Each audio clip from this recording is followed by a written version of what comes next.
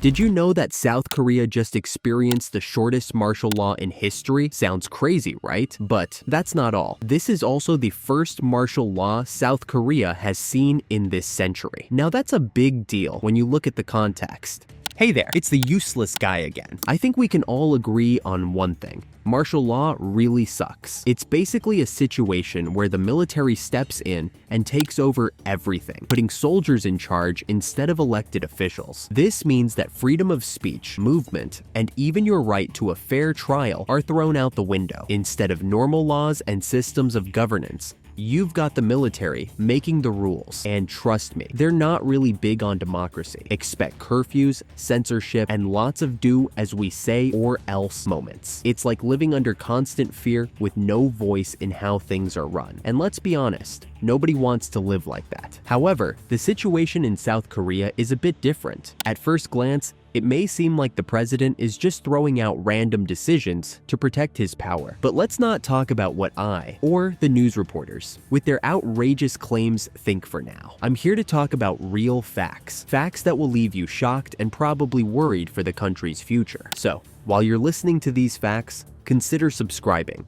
And let me know if you've ever experienced living under the military regime, aside from the deep state, that is. Now, without further ado, let's get right into it. Fact 1. It's been over 40 years since South Korea last saw martial law, and the 1980 martial law is considered one of the darkest chapters in the country's history. Hundreds of innocent civilians lost their lives during this period, most notably in the Gwangju Uprising, where citizens, mainly students and workers, took to the streets to demand the end of military rule. At the time, South Korea was under an authoritarian regime, and the president, Park Chung-hee, had just been assassinated. The country was in chaos, and General Chun Do-hwan, who had been a key figure in the military, took advantage of the power vacuum by staging a coup. This led to mass protests. People were fed up with decades of dictatorship and military control. They wanted a change, but instead of listening to the people, Chun sent in the military to quash the uprisings. What followed was a massacre. People were shot and many lives were lost. In the end, the protests forced the government to listen, and South Korea eventually transitioned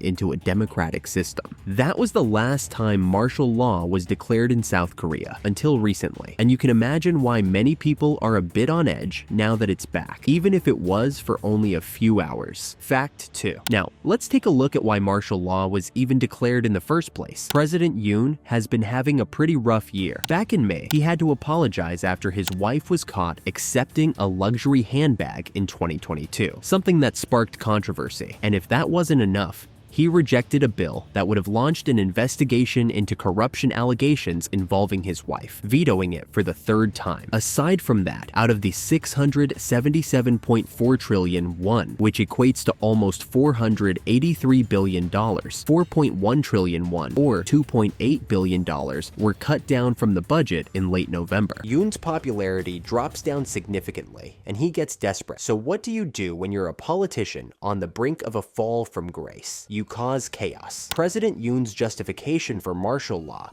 was that the government needed to fight anti-state forces and protect the stability of the nation. He even accused opposition lawmakers of conspiring with North Korea to paralyze his administration. Sound familiar? It was almost a carbon copy of the reasoning used during the 1980 martial law declaration. Of course, his actions sparked protests again. South Koreans aren't exactly known for being passive when it comes to defending their rights, and they weren't about to let this slide without a fight. But this time, despite the public's anger, no one was hurt, and only some property damage occurred. So far, it hasn't gotten out of hand, but the underlying tension is definitely there. Fact 3. What's really interesting though is the reaction from within Yoon's own party. The martial law declaration was not only opposed by the opposition or the general public, but also members from within his own conservative People Power Party. This internal dissent reflected deep concerns about the drastic measure. Higher-ups within his party, including the party leader Han Dong, publicly and pretty bluntly opposed the declaration. He called the martial law a wrong move and said that it risked the foundations under which the South Korean democratic system was established. You know, you messed up pretty bad when even the people who were supposed to be on your side suddenly just called you out for your stupid actions. Now, I'm not saying that he's a stupid guy or anything. Heck, I don't even know the ABC of Korean politics. I'm just a chill guy stating some facts. Fact 4. This martial law is, by far, the fastest to ever get repealed, with a total duration of 2 to 3 hours at max before unofficially getting rejected by the assembly, making it official after another 2 hours. Just to put that into perspective, the award for the longest martial law in history goes to Syria, where martial law was in effect for over decades, starting from 1963 through a military coup to 2011. While an average martial law lasts for at least a few years, even the shorter ones last for a few weeks, or even days. A martial law this abrupt and almost goofy may seem light and funny, but for a country who just went out of an authoritarian rule, even a few hours could rile up the public enough to get out in the streets and sacrifice their lives like they already once did. Fact 5. Even though the martial law didn't last long, it definitely caught the attention of other countries. The US and other nations that have been close allies of South Korea were pretty concerned. They were worried about what it meant for the country's commitment to democracy. After all, South Korea has worked hard to build up a reputation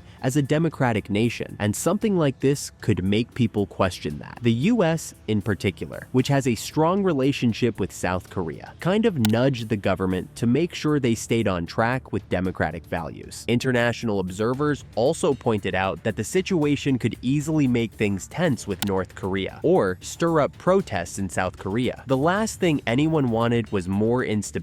It's safe to say that the world was keeping a close eye on this, and the international pressure probably played a part in how quickly martial law was overturned. South Korea may have had a rough patch, but the global community still expects it to stick to its democratic roots. Fact 6. It's also very clear to determine how social media has completely changed the game compared to the past, especially when it comes to censorship. Back in 1980, during the last martial law, the government had control over most forms of communication. They could shut down newspapers, restrict TV broadcasts, and even limit people's ability to share news in the streets. Essentially, they had a strong grip on what information got out to the public. Fast forward to today, and social media has flipped that dynamic on its head. The moment martial law was declared, people immediately took to platforms like Twitter and Instagram to share their thoughts, organize protests, and spread the word. Hashtags went viral, and the public's response was impossible to ignore. Even with government attempts to control the narrative, social media made it hard to censor the truth. It's a stark contrast to the past, where information was tightly controlled. And being honest,